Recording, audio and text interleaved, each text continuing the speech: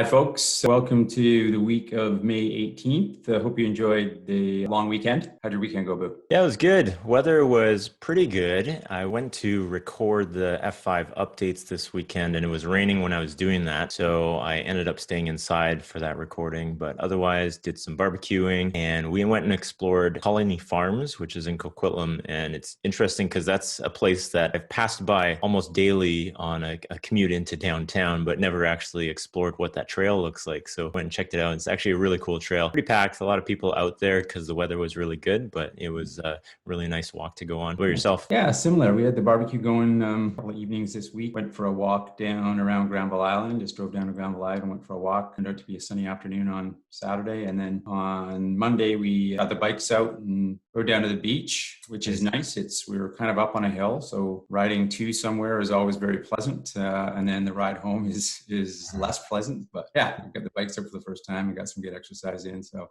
it's a nice weekend all around. So this week we have the pleasure of having Peter Scheffler on as our guest. So Peter is a security solution architect with F5 based out of Toronto, but spends a lot of time here in Vancouver. So we'll cut over to Peter. So this week we are fortunate to have our guest speaker, Peter Scheffler, who is a security solution architect based out of Toronto. Welcome, Peter. Thanks, guys. Glad to be here. Pretty cool. Yeah, I noticed you've got a Toronto Maple Leafs cap on. Forgive me for that, but I also noticed you've got a B-Sides Victoria t-shirt on, which is, I guess, makes up for your Leafs hat. I know you participated with us in that, and you're also set to participate in the rescheduled B-Sides Vancouver event, which is coming up here in a few months. Maybe talk a little bit about that. We were scheduled to do that, I believe, end of February, I guess it was. And with all the lockdowns happening and everything canceling, they ended up canceling the in-person one. They are tentatively rescheduling it. I think we're looking at an August or September timeframe. But I was accepted my paper on crypto analytics and the impact that quantum computing is going to have on crypto analytics. So I have a little story that I'm telling, but the end goal is sort of to teach people what we should be doing today in security with respect to encryption and sort of the life journey that we're on for encryption and what that's going to mean. Quantum encryption isn't here yet, but the concepts are here. We can certainly learn from past history. So that I'm telling a story called Merry Quantum of Scott. Sounds interesting. I'm looking forward to having you back for that. Tell us maybe just a little bit about your role at F5, and if you like, chat a little bit about your life in Toronto, what you do when you're not working. My life at F5, I've been here going on 9 years, I guess now. I'm part of a team. So there are 5 solutions security architects in North America. We cover all things security for F5. So work a lot with the global solutions architects in product vision, product roadmap, and also enabling the field. So building training and new technologies and finding out from the field what people need to do and sort of rolling that into a product that's packaged that people can take to the field. So we're actually solving customers' problems, not inventing technology that just sits on the shelf and looks pretty. Excellent. So we've got some questions for you, 20 questions. You can spend as much time as you like on any of these, but the goal is to get through them in 5 minutes. So as always, Boo will be setting the timer and you'll be on the clock. If you're ready, I will start. Let's get at it. What was your first computer? My first computer was a Commodore VIC-20 back in 1981. Nice. Yes. What was your first job?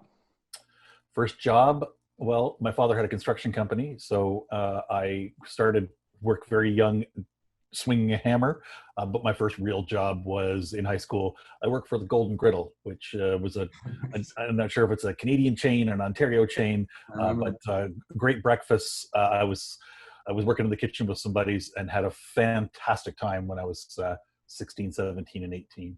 But at the same time, I also was a counselor with the Air Cadets. So every summer I was an Air Cadet. I got my glider's license, my pilot's license through the Air Cadets, which I can't say enough good things about. But I also worked in the summer in the camps. So I was a camp counselor, which was also a great way to spend a summer. Very nice. Yeah. Tell us about your, so I know you're an Ontario guy, but you spend a lot of time out here in BC with us. Tell us about your favorite spot, either in BC or in your home province of Ontario. Well, let's keep it to BC. My favorite spot would be Victoria. I'm a huge fan of the downtown and the harbor. Flying in and out on the float plane is an experience that everybody should try. I had it. It was a rainy day. We had to fly a little bit low, which was a ton of fun. I took your advice, Daryl, and finagled my way into the front seat, and absolutely loved it. I love Victoria. There's a couple good restaurants. It's a great place to, great places to eat, and probably one of my favorite cities in Canada would be Victoria. Nice. Yep. I'm a little biased. I'm from Victoria myself, but I couldn't agree more. Name something you've done in quarantine that you wouldn't have done otherwise. Redo my basement. Yep. Where right now I'm taking a couple days off, and I literally cut some boards. We're doing subfloor right now. My daughter is busy putting some subfloor down while I'm up here doing this video. So I hope she doesn't hate me too much when she watches this. But yeah, we're redoing the basement, and it's a ton of fun. I love to get a chance to do woodwork. I don't take the time very often. My travel schedule is absolutely insane when we're traveling. Probably 12 to 15 days a month I'm in another city, so it's very hard for me to do that. So, and on the weekends we like to go get away from the house and do other things. So it's nice to be able to stay home a little bit and get some things. Got a lot of projects around the home, and I hope my wife hasn't been too upset with me being around because I've done a few things. Okay, which actually leads us into the next question. Name something that you're doing to stay sane while you're at home. I try to do a bunch of little projects around the house to clean things up. I've been reading a lot. Probably I tend to read a fair amount, like on planes, taxiing around, and again, being on planes as much as I am, I find it's good to, I just open a book and I read. But as soon as I'm at altitude, I close the book, open my laptop, and start working and doing whatever on the airplane Wi-Fi. But I found I've been reading a lot, and I've been really enjoying it, and also walking my dog a lot, like getting probably 7-8K of walking of my dog almost a day, which it's been good, and it's healthy. I think is relaxing. Healthy for both of you. Okay, if you were sent into exile and could only have one dish for the rest of your life, what would it be? One dish. Do I get something on the side with it? Sure. Okay. Probably smoked ribs and maybe like fries or mashed potatoes. So it'd be good on the side, something like that. Very nice. I like smoking ribs. So Thanks. Do you believe in luck? I believe in preparing, and that leads to luck. So I think if you're prepared, then you're in a situation to take advantage of a good opportunity. And if you're unprepared, which I quite find myself unprepared, then opportunity can pass you by. So I think what's the line? Opportunity favors the prepared, or something like that, or luck favors the prepared. So nice. Do you consider yourself a morning person or a night owl? Morning person. Yeah, I like to get up early and get going in the morning, and my days of staying up till 3 a.m. are long gone. This side of 50, it's kind of hard to do. We've seen a few of those in the past. What we have together sometimes. Yes.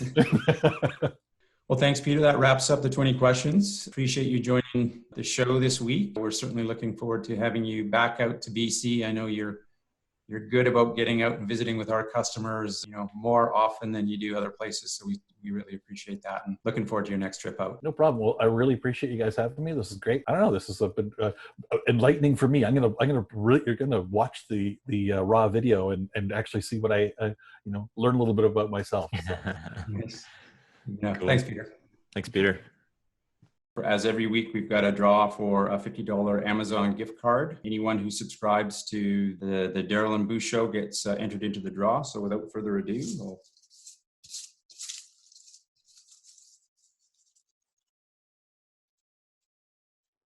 we've got Gary Gruel. See that? Congratulations, Gary. We'll send you your $50 Amazon gift card. So otherwise this week we've got 2 live streams happening. So we've got a Booze Hour Cloud Edition. That's actually today at 1 o'clock. Hopefully I get this video out before then. And today I'll have the DevCentral guys. So I'll have Jason Rahm and John Wagnon on, and we're going to talk about F5 Agility, which happened last week. So we'll go over what happened during the keynotes and talk about some of the breakout sessions as well. On Thursday at 2:30 in the afternoon on the Booze Hour Community Edition, I'll actually have on Jake King. Jake is the co-founder and CEO of CMD, which is a Vancouver cybersecurity startup. They actually have backing from Google Ventures, and they've come out of stealth mode in the past couple of years and have a really neat Linux-based security product. So that will be a cool one to chat with Jake about. Excellent. Yeah, looking forward to that. And hopefully everybody's keeping up with their guitar lessons and getting lots of practice in. We're on to week 3. I've included the link for that. So thanks very much, everyone. Appreciate you tuning in this week, and hope to see you again next week. And enjoy your week. See everyone. Bye. Well, the weather's not really cooperating today, so I'm going to be filming your F5 updates from inside, just in a little corner of the house. We've got 2 live streams for you this week. First one's on Tuesday at 1 p.m. This one I'm being joined by Jason Rahm and John Wagnon from DevCentral. We'll actually go over F5 Agility 2020. Last week we had the keynotes and the breakout sessions for that, so we're going to go through some highlights from that. And on Thursday I have a community edition Booze Hour, and that will be at 2:30 in the afternoon, and I'll have Jake King on. Now, Jake is a co-founder and CEO of CMD. This is a Vancouver-based cybersecurity startup. They started up a few years ago. They were in stealth. They're out of stealth now. Really cool product, but I just wanted to go over with Jake how he progressed in his career and got to the point of being co-founder of a really cool technology company. For anyone that downloaded BIG-IP 14.1.2.4, that release was actually pulled for a little issue. 14.1.2.5 was just recently released, and that is the replacement for that. There were some ASM and AWAF updates for the signatures, so you want to check that out. And if anybody used the BIG-IQ 7.1 Quick Start, there's been some updates to that as well. F5 Agility 2020 was just last week. If you go to f5agility.com and register on there, you'll be able to grab all of the replays of the keynotes and the breakout sessions. We'll also have a live stream this week where we'll go over some of the key highlights along with John Wagnon and Jason Rahm. A couple webinars to share with you guys. On May 27th at 10 a.m. we're going to have a webinar with Cisco and F5. We'll talk about how SSL Orchestrator can be used with Cisco Firepower Threat Defense and Web Security Appliance. And there's another webinar on May 28th at 10 a.m. talking through F5 and Shape Security as a combined solution. There's another webinar June 4th at 10 a.m. This is with John Calalang, Tim Wagner, Heath, Parrot, Yossi, Rosenboim, and Teri Patrick, a few of my favorite F5ers, and they'll have a conversation called Choices That Scale. And it's more of a conversation around what kind of choices enterprises are making and how that's different today on the technologies that they're implementing, and this isn't so much product focused. If you're a user of Terraform and BIG-IP, there is an update to the BIG-IP provider, so that's at version 1.2 now. I've included an article from the Cloud Native Computing Foundation, and they summarize the 15 trends that they're seeing across cloud native workloads. AWS released a CDK, or Cloud Development Kit, for Kubernetes. This is an SDK that allows you to actually create configurations for Kubernetes, but without having to type out the YAML yourself. So I know this is a pain for a few people, and this should help alleviate that. Another article I've included is using automation to maximize your security budget. Some really cool thoughts and ideas on what you should be focusing on. US Defense warns of 3 new malware threats originating from North Korea. This came from CISA, FBI, and DoD, so you want to check out that. Another article that I've included is around a piece of malware that actually behaves differently based on the HTTP response codes that it gets. Now, this is interesting because anybody with AWAF can actually manipulate what response codes comes out. So you want to check that one out. And that's all the updates that I have for you guys this week. Hopefully you had a great long weekend and that you have a great week, and we will see you next week. Bye for now.